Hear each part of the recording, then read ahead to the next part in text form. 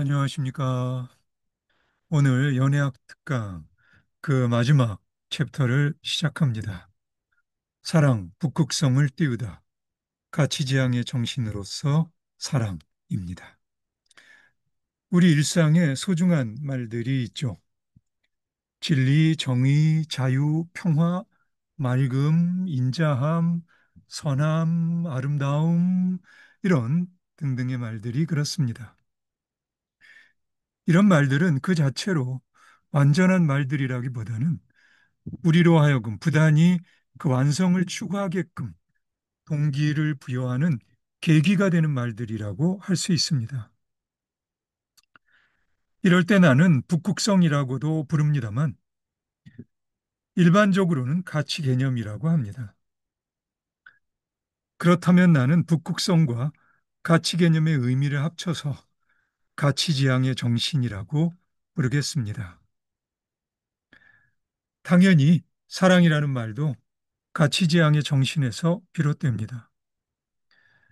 나는 완벽한 사랑이 어떤 건지 잘 알지 못하지만 좀 더 나은 사랑을 향해서 중단 없이 노력할 뜻은 있습니다. 여러분도 그렇지 않으신가요? 그래서 이번 챕터에서 나는 사랑이라는 연애 감정이 우리 내면에서 깨워내는 긍정적인 힘의 작용을 정리해 볼 생각입니다. 작은 챕터들에 붙여진 제목들은 사랑의 힘으로라는 공통의 표현으로 시작합니다. 일종의 사랑의 승리 또는 사랑의 찬가라고도 할 수 있을 겁니다. 사실 여러분도 일상적인 경험을 통해 다 잘 알고 있는 소챕터들입니다만 나의 고민은 그러한 소챕터들을 대표할 만한 작품을 골라내는 일이죠. 내 경험과 역량의 부족을 절실히 느낍니다.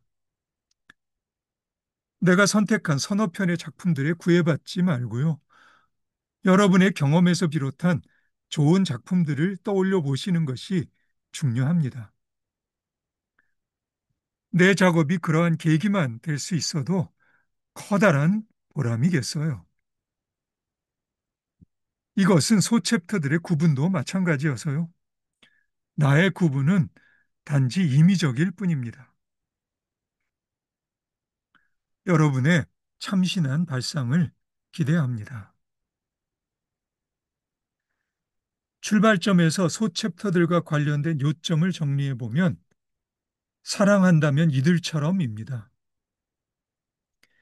이들이 집사장이거나 하녀장일 수도 있고요. 무술이거나 임금일 수도 있으며 달콤하거나 살벌한 연인일 수도 있습니다. 연애의 품격을 보여주는 잡초 같은 사랑일 수도 있고 저작거리 평범한 사람들의 품이 있는 연애일 수도 있습니다.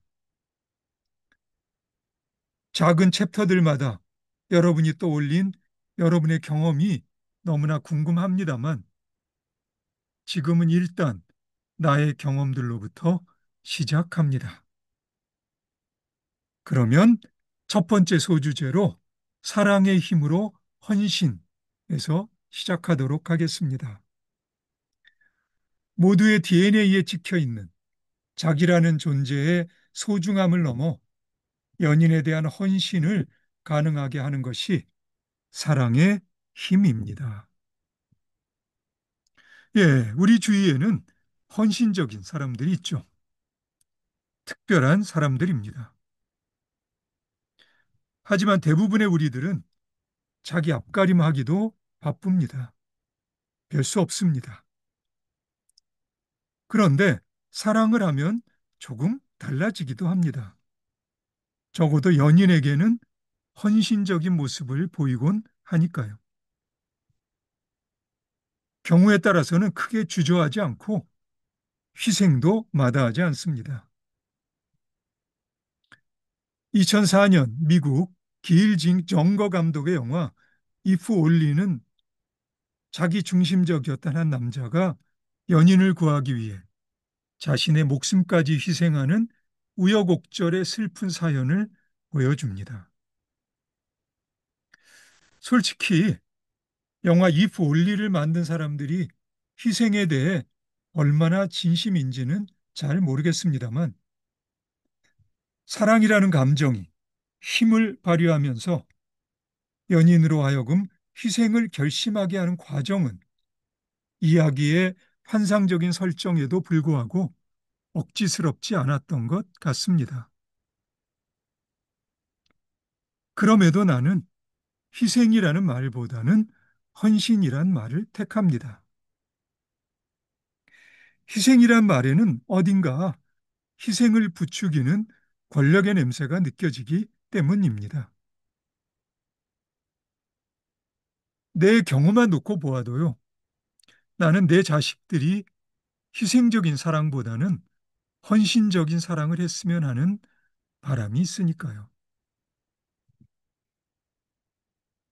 영국 작가 샬럿 브론테가 1847년 펴낸 소설 제인 에어의 여주인공 제인은 헌신이라는 점에서 온 세상이 인정하는 대표적 인물이고요. 1938년 매일신보 장편소설 현상공모에 당선된 박계주의 소설 순애보의 여주인공 윤명희는 헌신이라는 점에서 일제강점기 하에 조선이 인정한 대표적인 인물입니다.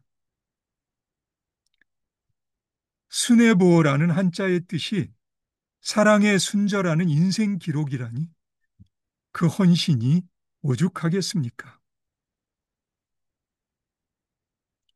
순애보의 남주인공 최문서는 연인에 대한 헌신뿐만 아니라 평범한 사람으로서는 범접하기 어려운 인류 전체에 대한 헌신의 숭고함을 실천하는 인물입니다. 연인을 향한 사랑의 힘이 이렇게 광범위한 헌신의 실천으로까지 전개될 수 있다면 엄청난 소식이겠지만 나로서는 감당할 수 없는 주제입니다. 그런즉 나의 관심이 연인 간의 사랑에 제한될 수밖에 없음을 인정하는 길 말고는 딴 도리가 없네요. 1995년 김종학 연출의 TV 드라마 모래시계에는 여러 등장인물들이 나옵니다만 연인에 대한 헌신이라는 점에서 백제희라는 인물이 좀 특별합니다. 조폭 출신으로 드라마의 여주인공 윤혜린을 사모하여 결국 그녀를 구하려고 1대 30의 사투를 벌이다가 죽는 인물이죠. 마지막에 온몸이 부서진 채 병원에 실려오는데 옆에 있던 혜린을 향해 마지막 남은 힘을 다해 손가락 하나 간신히 움직이고 눈을 감습니다. 그 손가락에 담긴 뜻은 이 드라마의 무게 전체를 감당하고요. 모든 것이 DNA에 모두의 DNA에 찍혀 있는 자기라는 존재의 소중함을 넘어 연인에 대한 헌신을 가능하게 하는 것이 사랑의 힘이죠. 실제 삶에서도 적지 않겠지만 연인들의 사랑을 다루는 엄청나게 많은 작품에서 관객이나 독자들을 감동시키는 헌신이 묘사됩니다. 그 중에서도 2002년 김인식 감독이 만든 영화 로드무비는 좀 특별합니다. 대식이라는 남자는 동성애자입니다. 그리고 삶의 밑바닥에서 만난 석원이라는 남자를 사랑하고요. 하지만 석원은 동성애자를 혐오하죠. 우연히 대식과 석원의 삶 속으로 들어온 일주라는 여자는 대식을 사랑합니다.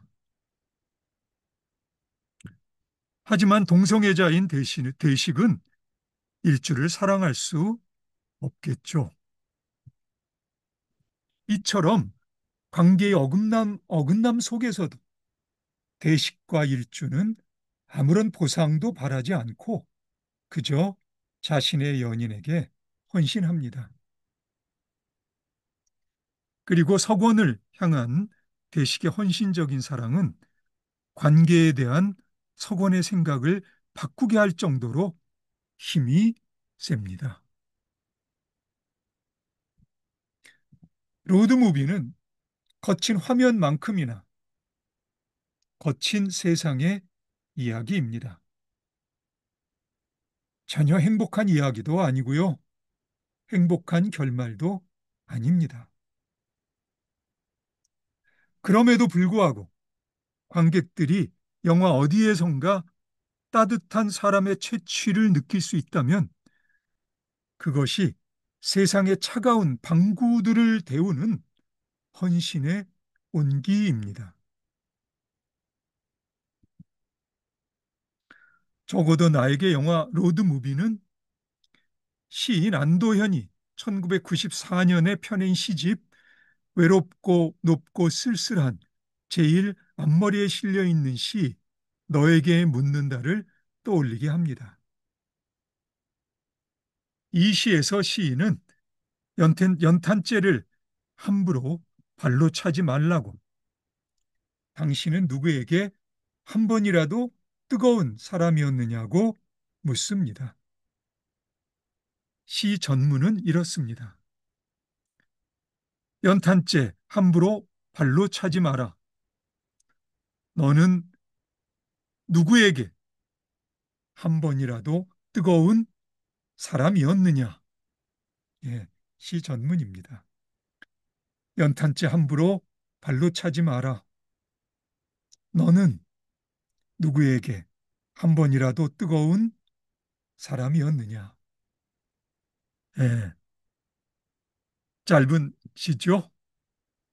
그렇지만 임팩트는 정말로 강한 시입니다. 예, 그럼 오늘은 여기까지 할까요? 그리고 우리 다음에 다시 만나서 두 번째 소주제, 사랑의 힘으로 배려에 대한 이야기를 함께 같이 나눠보도록 합시다. 네, 그럼 오늘은 여기까지 하겠습니다. 오늘도 수고 많으셨고요. 그럼 우리 다음에 다시 봅시다.